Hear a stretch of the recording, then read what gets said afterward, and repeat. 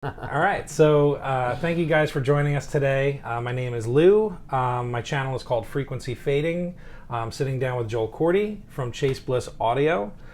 Figured we'd just have a casual chat, talk about the company, how things started, where he came from, and kind of what the future holds for Chase Bliss. So, thank you very much. Yeah, Appreciate man. it. Thanks for being interested, and thanks for being you. Thank you. Thank you for that. Yeah. And happy belated birthday. 9? Yep, nine leap years young. 9 leap years, yeah, totally. It's exciting. It was a really good birthday this year. Actually, Scott Harper, the man who is Knobs. I think I can say his name now because he wrote a book and it says Scott Harper. It doesn't say Knobs. Right. But he came down. He told me at some point that he was going to come for my real birthday. Right. And I think I kind of forgot about it. And then he texted me and he's like, I'm coming for your birthday, right? And I was like, you're not serious, right? And he came with his good girlfriend Millie. Yeah. And it was great. And he's in Toronto, right? Yep. Yeah. Mm-hmm. Toronto. It's not too bad of a flight, really. Yeah. Hop, skip, and a jump across a couple lakes. So I guess the first question, and I'm not sure a lot of people know about it, is Chase Bliss Audio. Like, how did you come up with the name? Where does it come from? Like, where do you come from into this? Let's see. It's one of those questions I could answer it for an hour, but I'll try to do like it in a few minutes. Okay. Basically, how all this started for me is I was, I started playing guitar when I was about 15 years old, and one of my friends who had been playing for a couple years before that got Pro Tools at his house and started recording songs, and I was just hooked, So I got my own little setup and started recording stuff, and then started really getting into plugins. Yeah. Which, I didn't really realize it at the time, but I was like getting into effects, and I still wasn't into guitar pedals yet, but it was only a matter of time, I guess. Yeah. And when I was in college, I didn't know what I wanted to do, but I was recording a lot in my dorm, and I was just kind of into I would get a compressor or something, like $100 little cheap compressor, and be like, man, this thing's so cool. And then I was like, who makes these? And I started emailing the companies, and they're like, electrical engineers do that work. So then I just changed my major to electrical engineering, but I wasn't a very good student. I was okay, it's just, I think like a lot of people, I have a tough time really learning stuff unless I'm super interested in it, and then I'll get really into it and I'll be super motivated, but it's not like I was really bad at school, but it just wasn't my thing. And right before I was gonna graduate, so I mean, I went into electrical engineering because I wanted to design audio products, but I live in Minnesota. There's not a lot of that happening here, and at some point I think I just kind of was like, well, I'm gonna just get a job when I get out of school. So actually, it was like a few months before I graduated, and I had just gotten a job offer, and my brother, who was super close to, he's my best friend, was out in Los Angeles pursuing an acting career, and was killed by a drunk driver. He had driven out to Arizona to meet with a director for a project he was working on, and was driving home on his way back, and this dude just in the middle of the interstate was driving 130 miles an hour and just hit him. And that kind of just completely was completely devastating and changed my life completely. Yeah. And for the first like year, I started working that.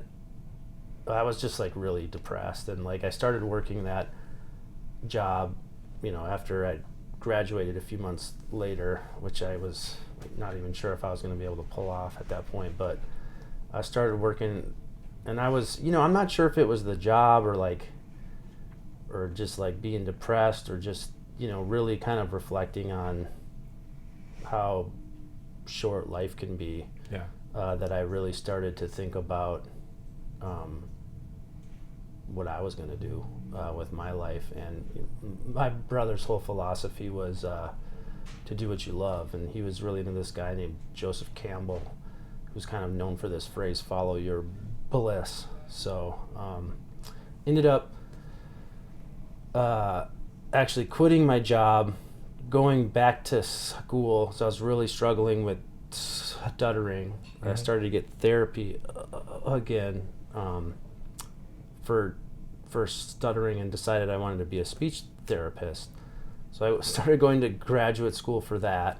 Then at the same time also got a part-time job at ZVEX. Yeah. Of course, ZVEX is known for like the Fuzz Factory, the Box of Rock, like boutique effects pedal company. One of them that kind of started it all. Right. And at that point, I was just like, I just want to spend my time doing stuff that I love and I care about. So I just like really worked hard to get that part-time job. Worked there part-time for about a year, was going to grad school full-time to be a speech language pathologist, speech therapist. And then at that point, the ZVEX thing turned into an opportunity where I could work there full-time. And I was kind of like, at that point I was like, when I started going to grad school, and I started to like, stuttering was kind of becoming less of a barrier for my life. Right. And my interest in guitar pedals was like going through the roof. So I had this interesting point where I was like, I just have to follow my bliss. Yeah. And so I started working ZVEX full time, started doing grad school part time, and then by the time I graduated, and I'd been working at ZVEX. It took me a long time to graduate grad school because I was just taking like one class a semester at that point. And by the time I graduated with my master's degree, it just like felt like it was time for me to start my own thing. Like I just felt like I had all these ideas. So that's where Chase Bliss comes from. It's like my brother's name is Chase, and then follow your bliss, and putting it together. That's like so awesome. That's like Thanks, one man. thing I love. I definitely had a thought like Chase Bliss, like is that, but I was just like, no, like this is what it is. Like there's no question like that. It's like, this is what it's called. I don't know. It's not like I thought like, oh, this is like the coolest name for a company. It's just like, that's the name of it, Right. So, yeah. I totally love it, and I think everyone else loves it. So, Thanks, and I man. always stumble over like, should I call it Chase Bliss Audio? I've been following a lot of people recently, and they're saying just Chase Bliss. Yeah, I kind of like that. Yeah. So, I love the name personally. So, Thank you. yeah, totally. What was the first pedal that you built? I guess. I mean, the first one that I feel like, so when I first started at ZVEX, Zach had this idea. It was kind of like a mashup between like a DIY pedal and like a professionally manufactured pedal, and it was called the Invento Box. Okay. It was this crazy idea where like you'd plug in these pre-manufactured circuits into a breadboard, and you could like modify them and like switch stuff around. And it was really cool for me because it really was like a great first project to like learn circuit board design. Because you don't really, at least when I was in school for engineering, you don't really like learn circuit board design. Right. For some reason, you just, I don't know, you just don't like, you learn. Well, that's the thing. super high level like calculus instead. Right, and that's the thing about school, right? Is like you follow Yeah. the book, but like until you get your hands into it and get hands on. Like I'm the same way with like learning. Like Yeah. I need to get my hands onto something and start doing it. I can read until I'm blue in the face, and I'll just like glaze over when it Yeah. comes to that. So, So yeah, I mean, like I was doing, we did the Invento box, and then we did I did some, we did some, we did the Mastatron and the Distortron, but the first pedal that was like I felt like I really contributed a lot was the Instant Lo-Fi Junkie, and that was for one of my favorite ZVEX pedals is the Lo-Fi Loop Junkie, which uses this old it's like a voice or a voicemail recording chip from the past, or like the night when it just uses this interesting kind of like pseudo analog, is the only way I can really describe it, way of recording, and Zach figured out how to like kind of like hack that chip and like would like put an LFO on the voltage to make this crazy vibrato, and it had this like really steep brick wall filtering to make it lo-fi and like tons of compression, and just sounded like amazing and old and vibey.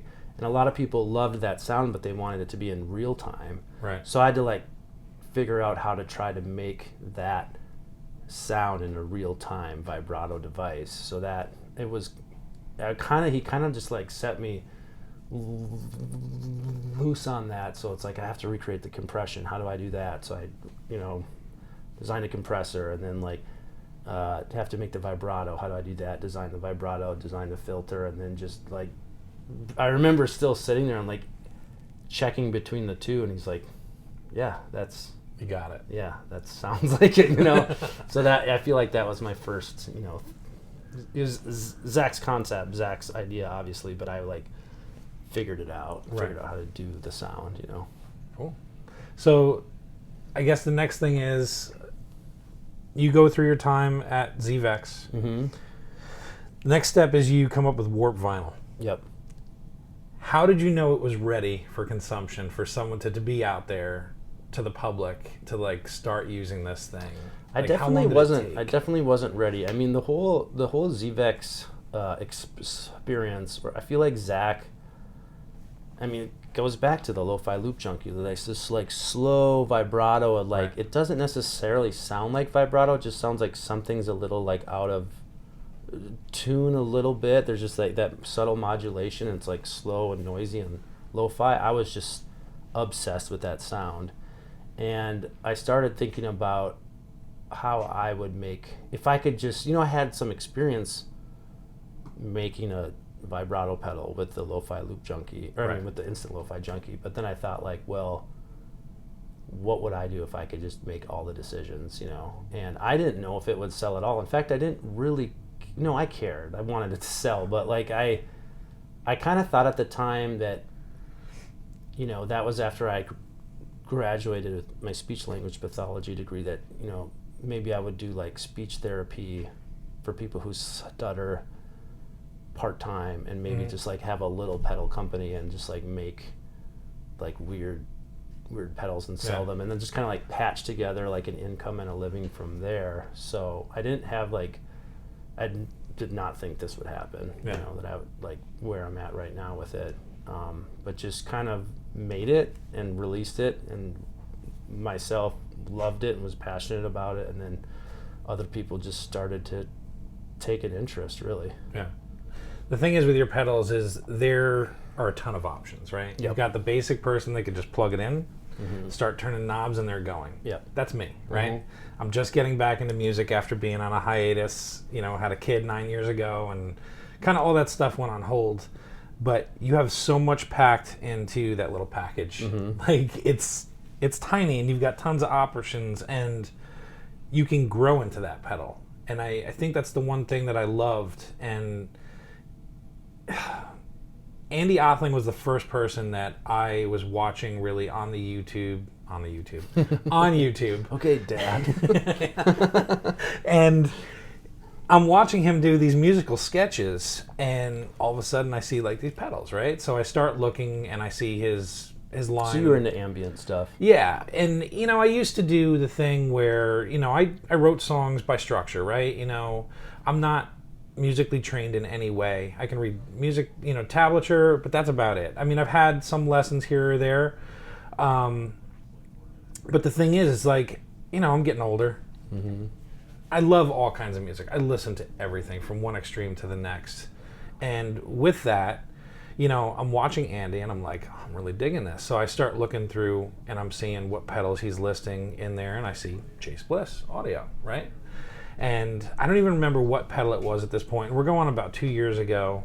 So if there's anyone for my wife to blame, it's going to be him, because now like it's an addiction, right? Mm-hmm. And with that, like, I'm like, all right, let me check this out. And the very first pedal I bought was the warped vinyl, right? And that's like your beginning 7 years ago now at this point. And wow, I absolutely love it just because That's of that interesting sound. that it was like appealing to you though, because of that you weren't intimidated by, so a lot of people see the dip switches and they're like, it's not for me, And that's just it. I can grow into it. Okay. Right? I've got the basic gist down. I can go from there, but I can grow into it. I'm not going to outgrow it for quite a while. Sure. Right? And you have tons of options sitting down in front of a computer, and I'm using a mouse. Like, I want to manually turn something. And I think that is the biggest thing. I mean, lately, I think boutique pedals have been like huge. Like, a pedal goes up online, depending on the size of the builder, can they keep up? And a lot of times they can't. Take for instance David Rollo. As soon as he posts it, boom, it's out of stock. Yeah. And then you got to wait another month or so, and then what batch is he going to be running? Yep. And you've been growing exponentially the past 2 years, really, would you say? I mean, we've grown every year. Definitely not exponentially, but like, I don't know. The pedal industry it's pretty small, Right. relative to other things that people buy, But what was I gonna say? It's interesting what you're saying about like the options and stuff, because I feel like I'm kind of like at first I started out and I was like, oh, just like have this pedal do all of this stuff, and obviously the pedals still do a lot, but I feel like I'm like much more deliberate in my decision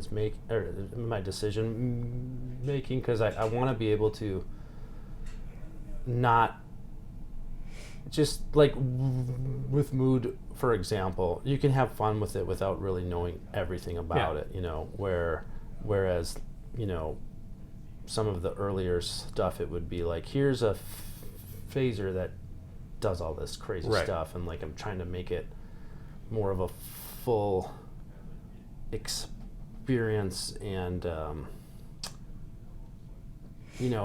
like there's still like a wide open canvas for people to create, but like I'm just trying to like make some decisions to just sort of have it behave in a way that's, I don't know, I guess just like a little bit more immediate. Okay. Yeah. If that makes sense. Totally. Yeah. Yep. Warped vinyl, you've had 3 different iterations with it. Yeah. So getting feedback from the customer, right? Mm-hmm. And how is that like to take in? Because the dip switches, like, I've only seen one other person do that. Yeah. And I believe it's on a distortion pedal, if I'm not mistaken. Let's see. Well, I didn't invent putting dip switches on a pedal, unfortunately. But usually I'm kind of known for it, But yeah, there's a Rinnenkopf pedal. There's a Big Muff. I actually have one. I think it's called the De La Riva. Okay. Or I don't know how to say it. We were actually going to do like a marketing thing with it because we're friends, but it never happened. But I mean, I think I just I've never liked it when you had to like set settings or like ramp settings by like holding down a switch and turning something. So I'm just like, I just want like a bank of switches where I can just turn stuff on and off. Yeah. So I guess that's why I was drawn to it, but yeah. And first they started on the bottom of the pedal. Yep. And then everybody complained. They're like, I can't ever access them when it's on the board. And then I remember the day I figured out that they could go on the side, and I was like so excited, but also like pretty frustrated that I didn't figure that out originally. Right. Yeah. Totally. All right. How many pedals have you released to date? Because you've had some you've retired. Yeah. I mean, there's the 3 warp vinyls. I mean, it's probably like 12 or something. 12, 13. Yeah. Something like that. Do you know roughly how many you've built and that have left these doors to hit the public? I could guess. Yeah, totally guess. Mean, let's see. Those,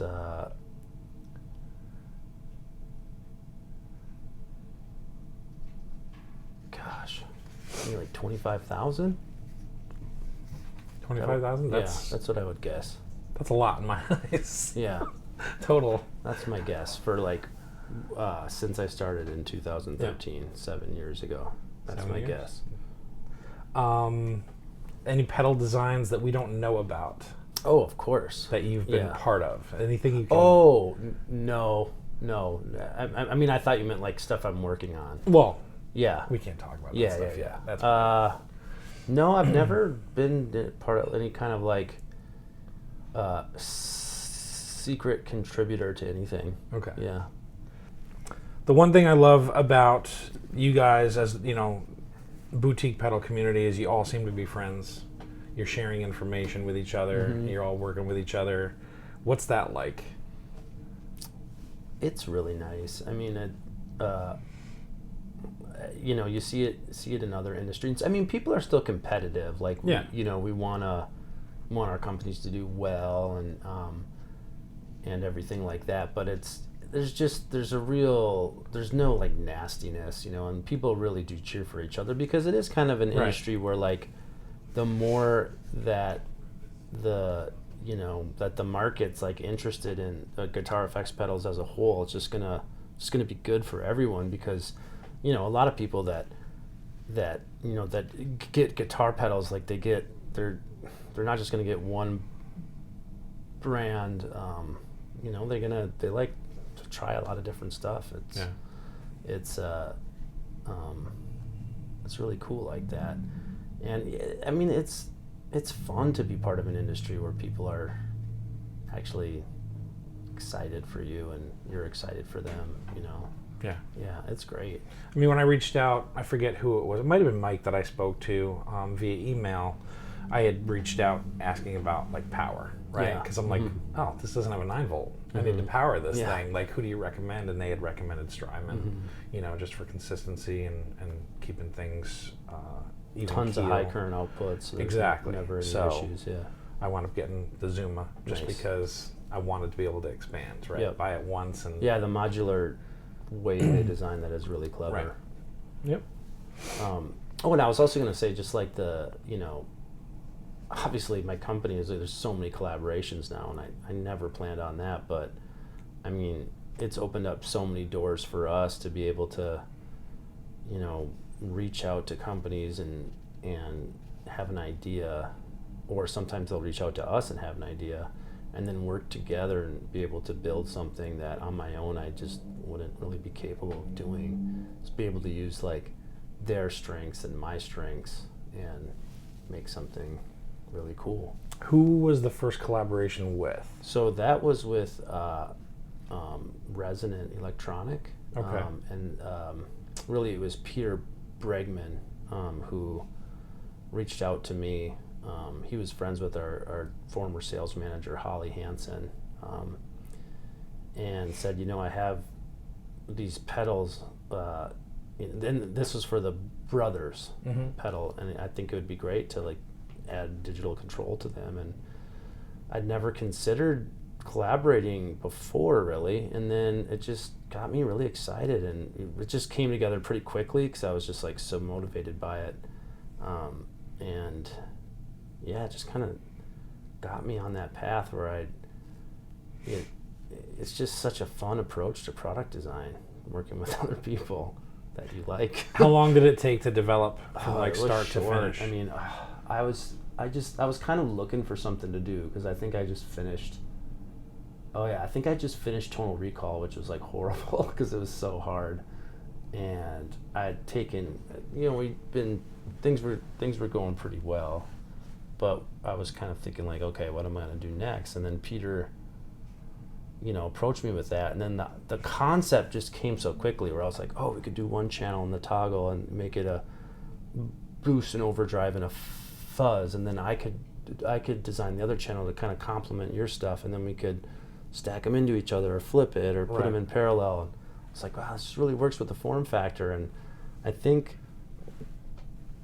it was like August 2015 when we started talking, and then we had some prototypes at NAMM, and then we released it in March of 2016, I think. Yeah, because let's see, this year was Maris pedal. Last year it was preamp and blooper. It's 2019. 2018 was Therme and or maybe it's did I say 2017? Or wait, yeah, no, I think it was March of 2017 maybe that it came out. So then we must have talked August, September of 2016. Okay. Yeah, and then after Brothers, what was the next collaboration with? Dark World? Which that was my second pedal purchase. Okay. Which Cool. is like, it blew my mind. Yeah. Went with that, just between normal reverbs and then having the shimmer and then the dark side as well. And that like...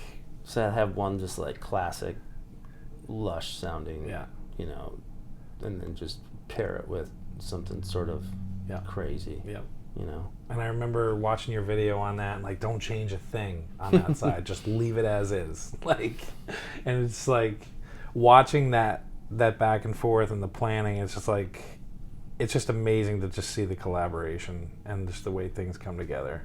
That was super fun. Yeah. Yeah, it was just I still really have no DSP coding experience, and I had thought about it. People kept asking me like, when are you going to do a reverb? And I looked around because my big thing at that point, before I started doing some digital pedals, it was just digital control of analog technology, and it wouldn't have been possible for me to release a digital reverb unless I worked with people who did that. Right. So yeah, and that just made so much sense. And that was with Cooper Effects? Cooper Effects did the dark side, and Keeley did the world side. Yeah. Which Keeley's like world-renowned pedal designer as well. World-renowned pedal designer. Yeah, he's been around for a long time, and just a really wonderful person. He's just a great dude. Anyone you haven't collaborated with that you want to? Yes. Anyone you can say, or you want to keep it on the down low? Yeah, I'll better not say. That's okay. Yeah. That's all right. That's totally okay. Mm-hmm. All right. Cool. Well, that's part one. I wanted to go into part two with end of 2019 into 2020 and talk about Blooper, and then into the Automatone line. Okay. So.